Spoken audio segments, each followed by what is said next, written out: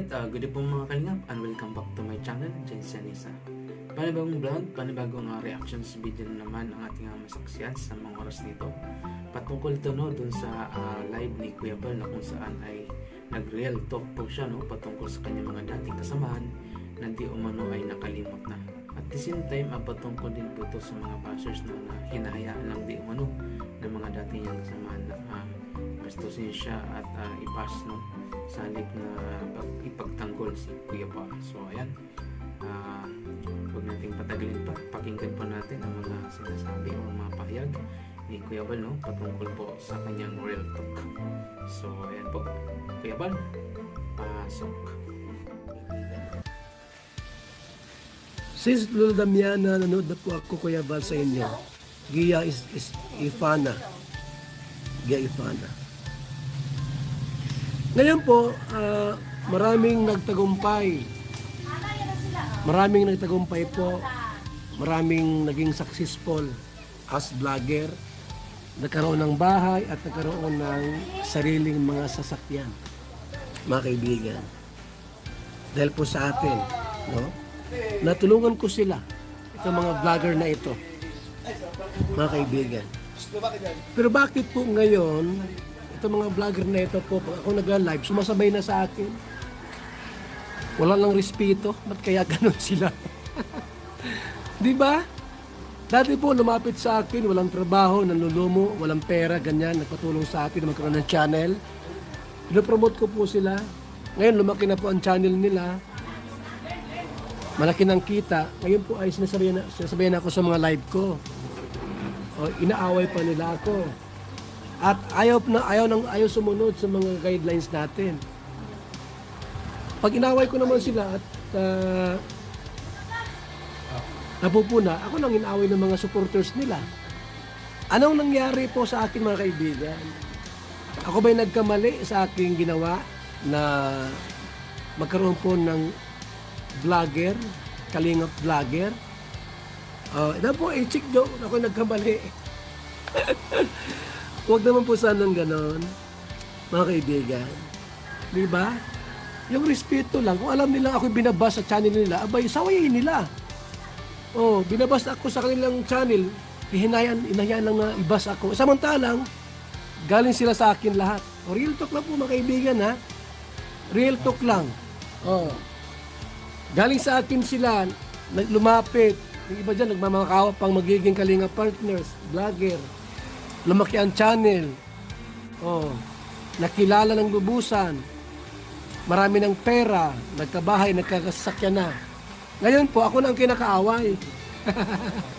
Di ba? Ako na ang kinakalaban. Tapos pagka kinukorek ko naman sila, ako na ang binabash ng mga followers nila. Ano nangyari po kay Bal Santos Matubang?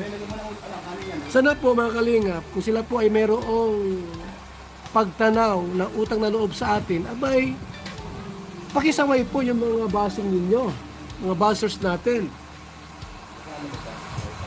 Sabi ni Banat Bagsik, totoo yan. Totoo naman talaga, di ba?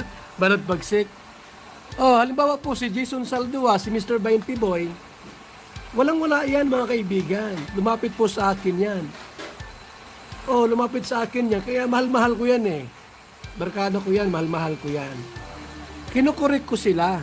Kinukorek ko yung mga natulungan ko kasi kalingap pa naman sila.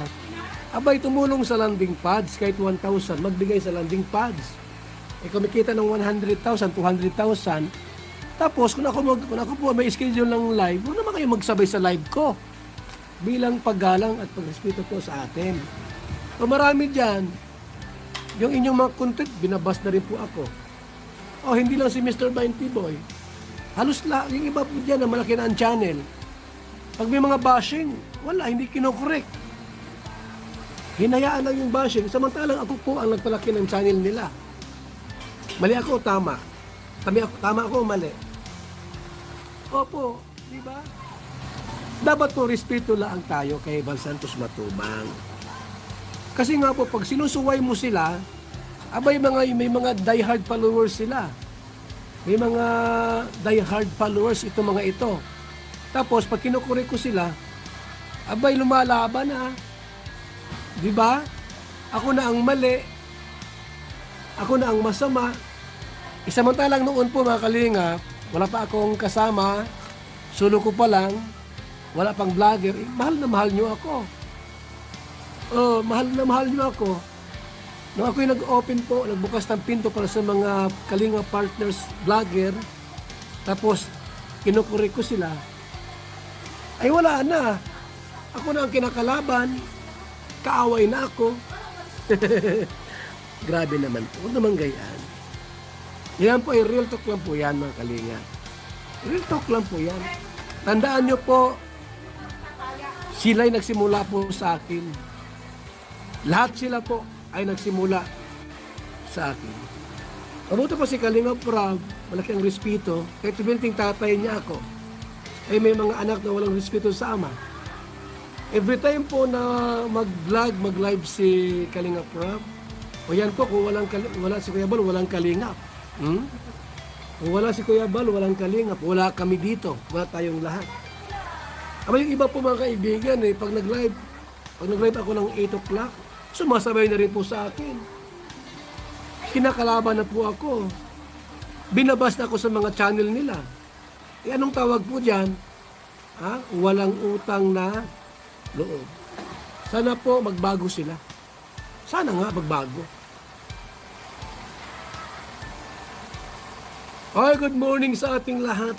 Shout out po mga kalinga. Open pa po ang pagtulong ko sa mga gusto maging vlogger. Until now po.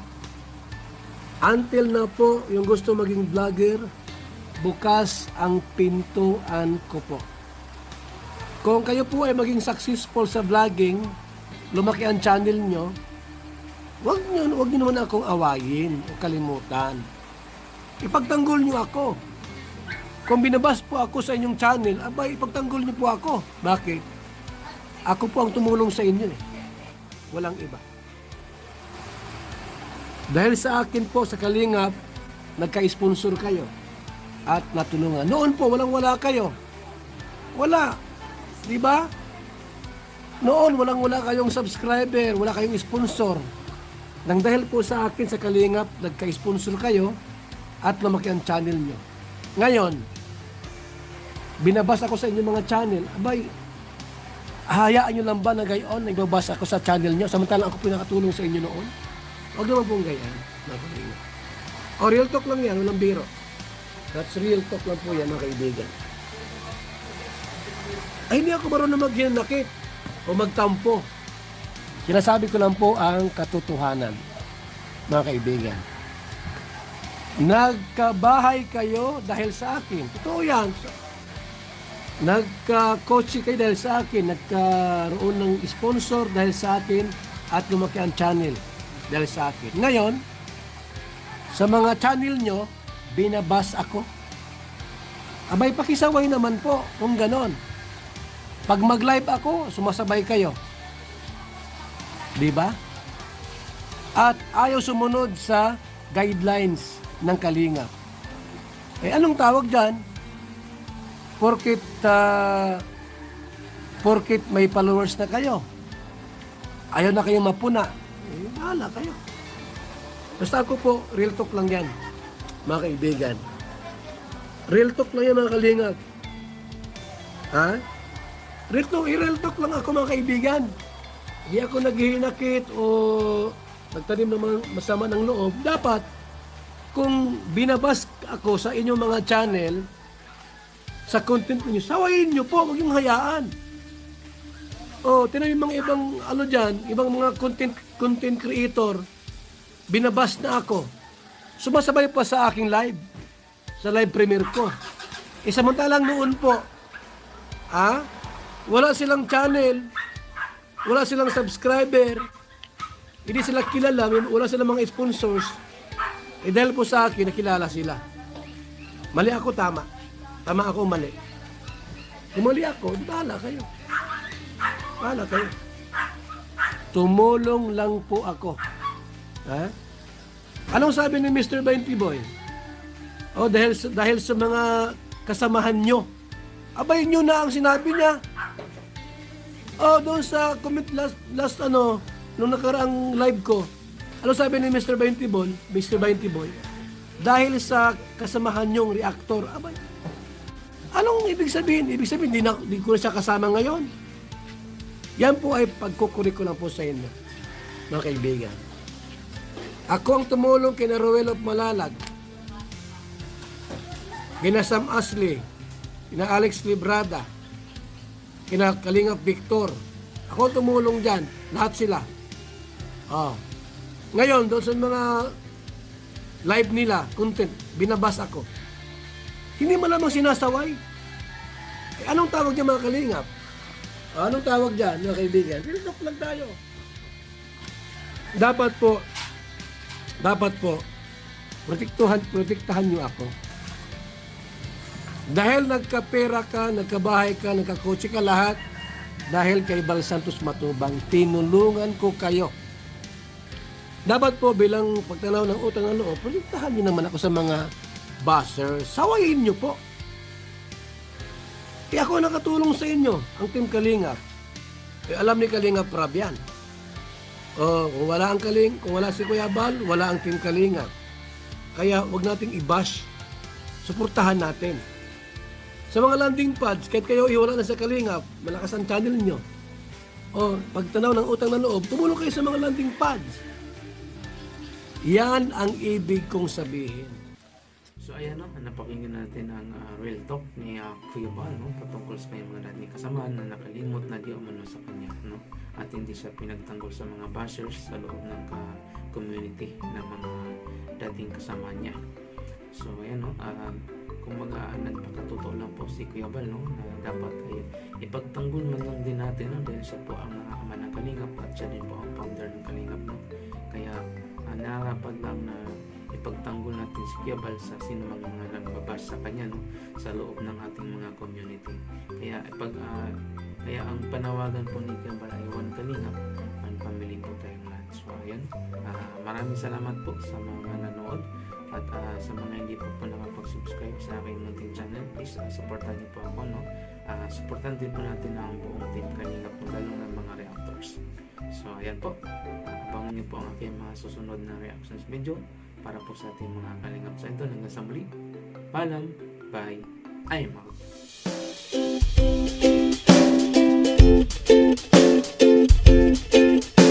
Ito rin kay Jeans, Senisa.